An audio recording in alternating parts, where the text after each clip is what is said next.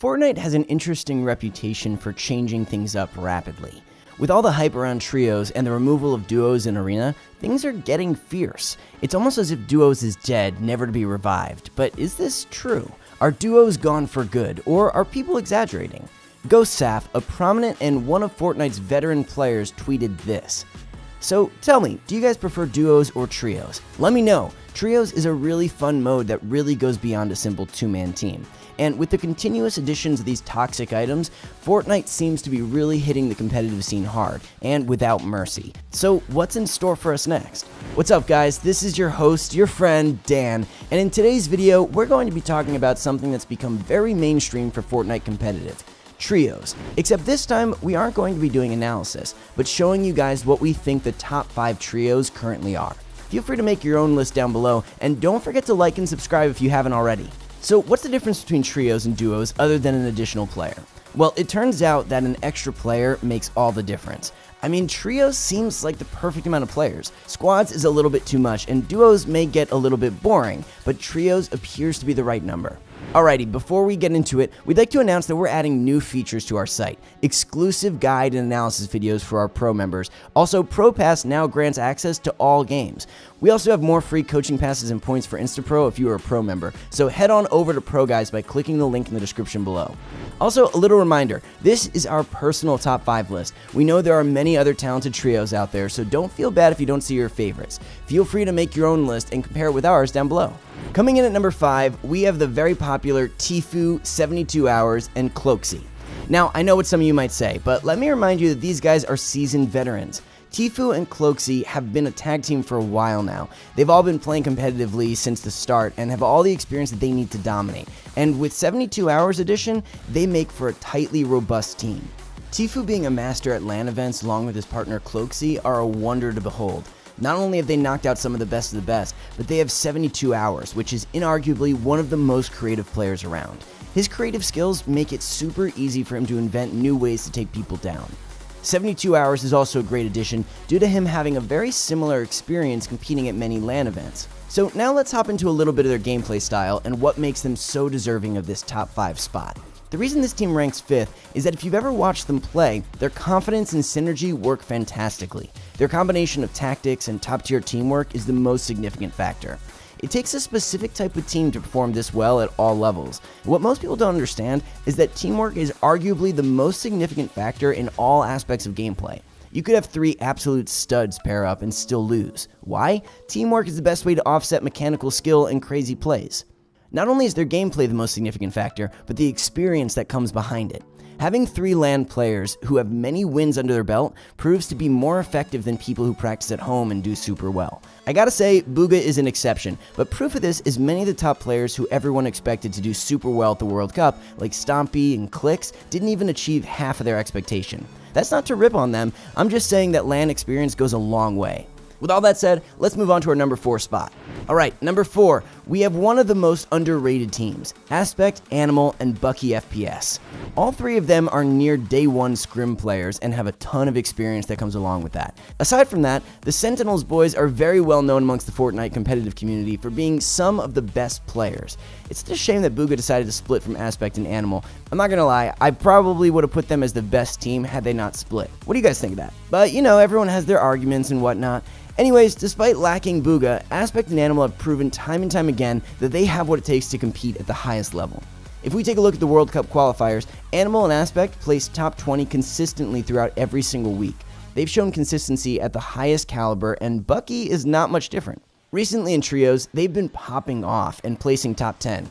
In the Trios event, which took place around a month ago, Bugha, Animal, and Aspect placed first. This team has tremendous potential, and one of the main reasons for the split with Bugha is due to streaming when they scrim. Streaming your tactics and strategy is one of the easiest ways for other players to grief or contest your spots.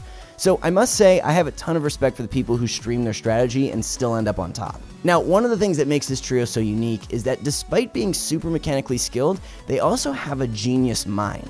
They find ways to survive the early game even in top tier lobbies and almost always find ways to make it to endgame. In fact, a recent post by one of the pro Discord servers showed Animal's trio taking first place amongst many top tier players. This isn't the first time we've seen this team on top. Another interesting thing I'd point out is their teamwork and callouts is beyond the average player. Unlike many others who decide to call out the enemy location's whereabouts and how much damage they got off, these guys call out what they're doing at every moment of the game. That's what makes this team so dangerous. Next up at number 3, Benji, Mongrel, and Mitro. This trio is notorious for all being mechanically skilled players.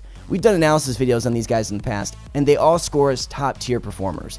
What makes this team so formidable is their ability to dominate all ranges of fights, even at the pro level. Mongrel was one of the first Fortnite prodigies and was widely considered the best player until very recently. Mitro has a history of making outlandish and wild plays. He amazed us with his crazy plays and top-tier gun skills. Benji, on the other hand, didn't perform as we expected him to at the World Cup. Regardless, he's still a fantastic player and one of the best. His talent, like Mongrel, revolves around mechanics. He's able to turn the tides in seemingly dismal fights with ease. These three combined make challenging opponents, and it's a shame they don't play actively on the NA server with some of the other pro players. I mean, wouldn't you love to see games like the World Cup more often? I know I would. So anyway, if you've ever noticed, this trio gets most of their kills off of outplaying their opponents and just brute forcing teams. This style of play does work against many opponents, including pro players, because nobody expects you to push them fiercely in specific circumstances. Now that the mech was introduced and the skill of players is rising, it's getting harder and harder for people to get kills against teams, but it's still doable as some of our favorite pros are pulling it off. Our second place champions are Bugha, Clarity G, and Stretch.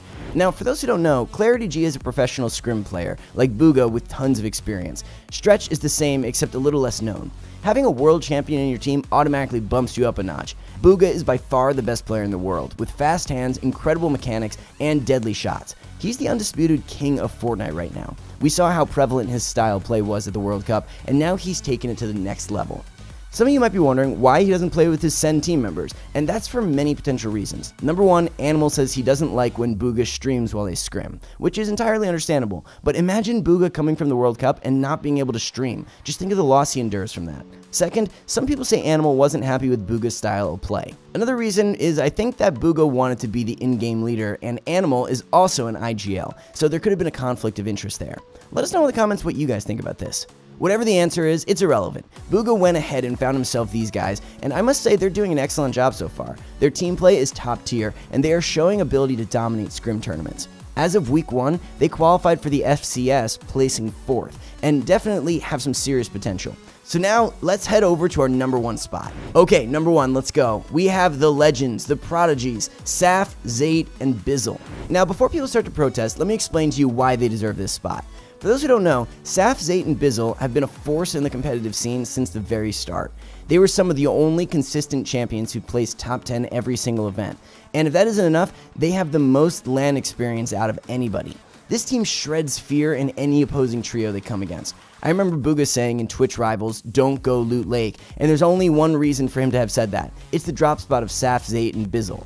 Now let's talk a little bit about why this team is so formidable. We did a duo analysis of Saf and Zate a while back, showing key elements why they win nearly every fight and consistently make it to endgame.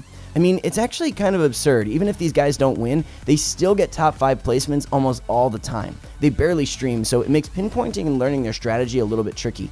Many of the outstanding teams choose not to stream their tactics, and I don't blame them. Another strong point this team has is their brain. While this may be dismissed by some, it's actually super critical to high-level Fortnite gameplay. At this point in the game, most players have caught up mechanically, so flashy moves and neat edits don't exactly win the game. At high-level gameplay, it's all about 3 different things, and that's all that matters. The first 2, positioning and aim. This is probably the most important, because if you miss your shot, what's the point of everything else you did? If you've ever watched Saf, Zate, and Bizzle, you'll notice their shots are deadly accurate. Some of the best players out there focus especially on aim because, let's be honest, it's the main factor. The aim is the single most crucial aspect. Why do you think Kovacs was created for aim and not building? The third most vital element which this trio has is positioning. Ever notice how when they drop or attack enemies, how they don't all land together?